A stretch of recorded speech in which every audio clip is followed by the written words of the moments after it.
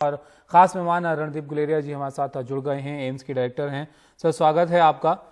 Corona के मामलों को लेकर आपसे चर्चा होती है, लेकिन अभी जो स्थिति है वो ये कि 5 लाख से ज़्यादा कोरोना के केस हो चुके हैं और फिक्र की बात यह है कि जो रफ्तार है डबल होने की कोरोना के केस वो घट रही है काफ़ी जल्दी। अब 1 लाख का जो आंकड़ा है वो हमने छुआ है इस बार। तो अभी की स्थिति कैसी है सर? तो आपकी बात सही है कि केसेस बढ़ रहे हैं और 5 लाख से ज़्यादा केसेस हो गए हैं। इसलिए ये एक चिंता का विषय है कि हम किसी तरह से काम करें जिससे केसेस कम हो। पॉजिटिव चीज़ ये है कि अगर हम देखें केसेस तो बढ़ रहे हैं, हमारी टेस्टिंग भी बढ़ गई है। अब हम 2 लाख से ज़्यादा टेस्ट रोज कर रहे हैं, लेकिन मोर्टेलिटी जो है हमारी वो अभी भी कम है। हमारे केसेस तो बढ़ेंगे क्योंकि हमारी जनसंख्या इतनी ज़्यादा है कि अगर हम देखें तो कई यूरोप के देश को मिला के भारत का देश बनता है। और इसके बावजूद हमारी जो मोर्टेलिटी है वो कम है। लेकिन इसके अलावा हमें जो हमारे हॉटस्पॉट्स हैं, कई हम 8-10 शहर हैं जहां से 70 से 80% केसेस आ रहे हैं। अगर इन एरियाज में हम और एग्रेसिवली काम करेंगे तभी हमारे केसेस कम हो पाएंगे। ये आठ राज्य हैं जहां पर 85.5% से ज़्यादा मामले हैं, जिसमें हम इस वक्त तस्वीरों में दिखा रहे हैं। महाराष्ट्र में तो करीब 1.5 लाख से ज़्यादा मामले हैं। लेकिन इससे पहले हम देख रहे थे डॉक्टर गुलेरिया कि 4 राज्य थे जो कि फोकस में थे। महाराष्ट्र, आपका तमिलनाडु था, गुजरात था, दिल्ली में तमाम मामले आ रहे थे, लेकिन अब और राज्य भी यहाँ पर शामिल होते हुए दिख रहे हैं इसमें। हाँ बिल्कुल, तो ये बहुत ज़रूरी है कि हम ऐसी स्ट्रैटेजी बनाएं कि जिस एरियाज में अभी केसेस नहीं है वहां पे हम सर्वेलेंस करें, मॉनिटर करें, जिससे वहां पे हम केसेस को आगे ना बढ़ने दें और वहां पे हम अर्ली स्टेज पे ही क्लस्टर डेवलप ना होने दें। उसके अलावा हमें जहां पे केसेस बढ़ रहे हैं, जो हॉटस्पॉट्स हैं, वहां पे एक एग्रेसिव स्ट्रैटेजी करें जिससे टेस्टिंग ज़्यादा हो, ट्रेसिंग, आइसोलेशन और पेशेंट की मैनेजमेंट एग्रेसिवली हो, जिससे वहां पे जो है एक से दूसरे व्यक्ति को केसेस ना फैलें, चेन ऑफ ट्रांसमिशन को हम रोक पाएं। तो ये जो मामले अब बढ़ रहे हैं डॉक्टर गुलेरिया, क्या ये इस वजह से सामने आ रहे हैं कि हमारे यहाँ टेस्टिंग अब ज़्यादा हो रही है? 2 लाख से ज़्यादा हम अभी टेस्टिंग करने लग गए हैं, और क्या इस टेस्टिंग को और ज़्यादा बढ़ाने की अभी ज़रूरत है? तो ये बात सही है कि कुछ हद तक टेस्टिंग बढ़ी है, इसलिए केसेस ज़्यादा आए हैं। और टेस्टिंग ज़्यादा बढ़ाने की ज़रूरत है क्योंकि जैसे जैसे हम ज़्यादा केसेस को पकड़ पाएंगे, डायग्नोज कर पाएंगे, उतनी ज़्यादा केसेस को हम आइसोलेट कर पाएंगे, उनको हम आगे इन्फेक्शन फैलाने से रोक पाएंगे, जिससे केसेस फिर अल्टीमेटली कम होंगे।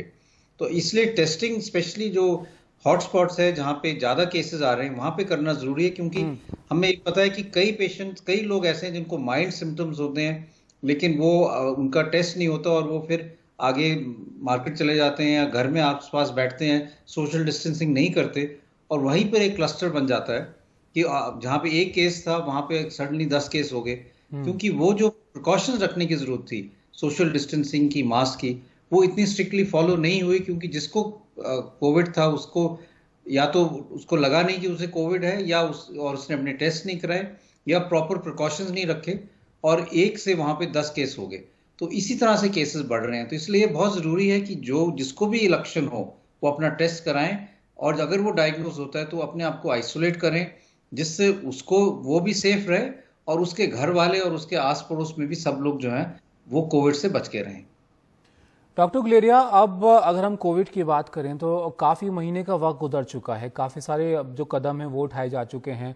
हम लोगों को भी देख चुके हैं कि अब थोड़े जागरूक हो रहे हैं कि आप मास्क लगाइए, आपको सोशल डिस्टेंसिंग का ख्याल रखना है।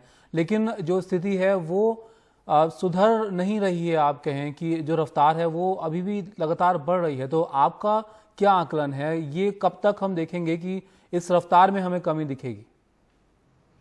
तो मेरा ये मानना है कि अगले कुछ हफ्ते में तो केसेस कुछ हद तक थोड़ा बहुत बढ़ेंगे ही।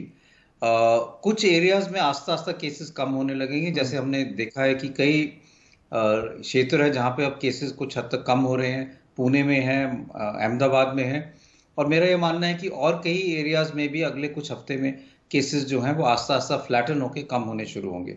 लेकिन जैसे आपने कहा कि कई नए एरियाज हैं जहाँ पे अब केसेस आने लगे हैं, उनके पीक आने में थोड़ा और टाइम लगेगा। फिर वहां पर भी केसेस जो है आस्ता आस्ता कम होके फिर जाके ओवरऑल जो है केसेस कम होंगे।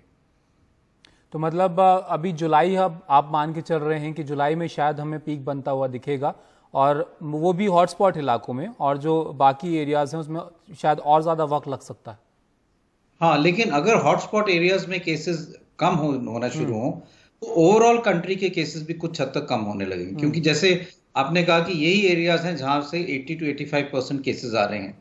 तो अगर हम इन एरियाज में केसेस कम कर दें और एरियाज में ज्यादा केसेस ना डेवलप करने दें, तो हमारी जो पीक है नेशनल लेवल पे जल्दी आएगी और केसेस भी कम होंगे। क्योंकि ज़्यादातर जो मामले हैं वो इन 8 राज्यों से ही हैं, जो बड़ी तादाद में हमने केस देखे हैं। लेकिन डॉक्टर गुलेरिया, दिल्ली में आज सीरोलॉजिकल सर्वे की भी शुरुआत हुई है। इस सर्वे के बारे में आपसे थोड़ा जानना चाहेंगे। इस टेस्ट का क्या इससे हम मायने निकालें, इसका इस्तेमाल किस तरीके से किया जाएगा? तो सीरो सर्वेलेंस जो है वो डायग्नोसिस के लिए नहीं है, लेकिन ये हमें हम्म। इंफॉर्मेशन देता है, क्योंकि हम देखते हैं कि किन लोगों को इन्फेक्शन हुआ और वो ठीक हो गए। जैसे हम्म। हम कह रहे हैं कि हो सकता है कि हॉटस्पॉट्स में और जहां पे ज्यादा केसेस आ रहे हैं, कई लोगों को इन्फेक्शन हुआ, माइल्ड सिम्टम हुए, उन्होंने अपना टेस्ट नहीं कराया, लेकिन उनमें एंटीबॉडीज बन गई हम्म। और वो ठीक हो गए। तो उसका क्या मतलब हुआ? उसका एक मतलब हुआ कि हमारे यहाँ कम्युनिटी में कई लोगों को इन्फेक्शन हुआ और वो अपने आप ठीक हो गए। दूसरा ये पता चलता है कि अगर काफी लोग ऐसे हैं, तो उनको वो आगे इन्फेक्शन नहीं स्प्रेड कर सकते, क्योंकि जिसको इम्यूनिटी हो गई है वो कुछ हद तक प्रोटेक्टेड है और वो चेन ऑफ ट्रांसमिशन में भागे पार्ट नहीं लेगा। तो अगर हम एक एरियाज में देखते हैं कि काफी लोगों को सीरो सर्वेलेंस में इन्फेक्शन होके ठीक हो गए हैं, तो हम ये कह सकते हैं कि यहाँ पे और ज्यादा इन्फेक्शन फैलने के चांसेस कम हैं और ये रिलेटिवली सेफ एरियाज बन रहे हैं और ये इंडिविजुअल जो है इनकी आप कुछ हद तक प्रोटेक्शन है।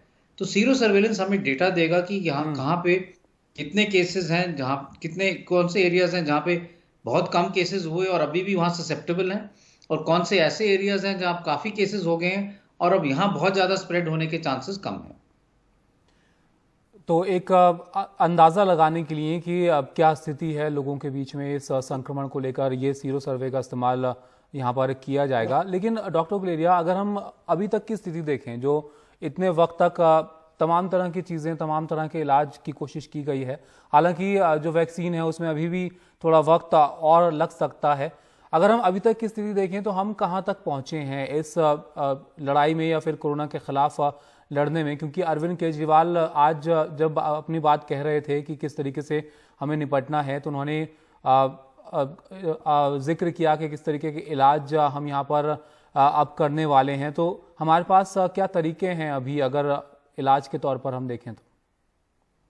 तो पहली चीज तो ये है कि हमें ये करना चाहिए कि हमारी हेल्थ फैसिलिटीज जो हैं हम्म। वो पूरी तरह से अपग्रेड हों, जिससे अगर केसेस ज्यादा हैं तो हम मैनेज कर पाएं और ऐसे ना हो कि कोई पेशेंट एडमिट ना हो पाए क्योंकि बेड नहीं है।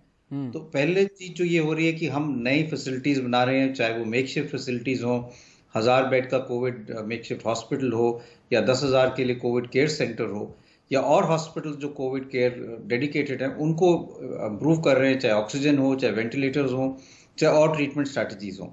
तो ये बहुत जरूरी है, क्योंकि केसेस जो जो मेरा मानना है कि हमें मोर्टेलिटी कम करनी है और ये इसके लिए हॉस्पिटल प्रिपेयर्डनेस पूरी होनी चाहिए। दूसरा चीज ये है कि हमें ऐसा स्ट्रैटेजी बनानी है कि जो पेशेंट्स होम में हैं, जो होम आइसोलेट कर रहे हैं अपने आप को, उनको उनके लिए मॉनिटरिंग अच्छी हो, जिससे अगर वो डिटेरियोरेट करते हैं तो हम उनको इमीडिएटली हॉस्पिटल में शिफ्ट कर सकें, जिससे वो उनकी घर पे सीरियस केस ना बने और डेथ ना हो।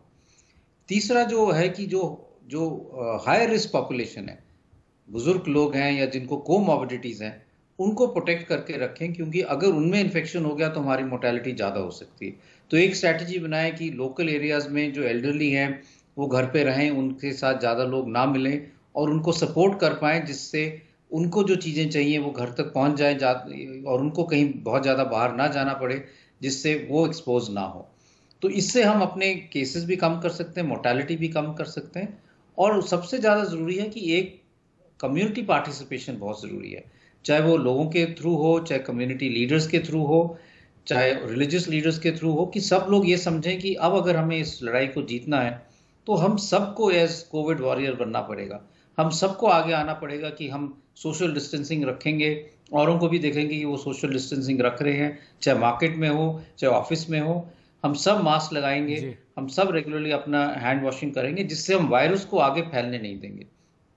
अगर ये सब हम स्टेप्स करते हैं तो हम आगे जो है इस लड़ाई में कामयाब होंगे और केसेस कम हो पाएंगे। शुक्रिया डॉक्टर गुलेरिया, हमारे साथ जुड़ने के लिए, इन सवालों के जवाब देने के लिए और अपनी सलाह देने के लिए उन लोगों को जो तमाम सारे सवाल अपने मन में रखते हैं कोरोना को लेकर, मौजूदा हालात को लेकर। तो अभी भी एहतियात रखने की आपको ज़रूरत है। जैसे कि डॉक्टर गुलेरिया बता रहे थे, थोड़ा वक्त ज़रूर लग सकता है, लेकिन उम्मीद है कि जल्द ही जो आप कोरोना का पीक देखेंगे और वहाँ से हालात थोड़े से बेहतर होते हुए नजर आएंगे। फिलहाल इस बुलेटिन में इतना ही। आप देखते रहिए एनडीटीवी इंडिया। नमस्कार।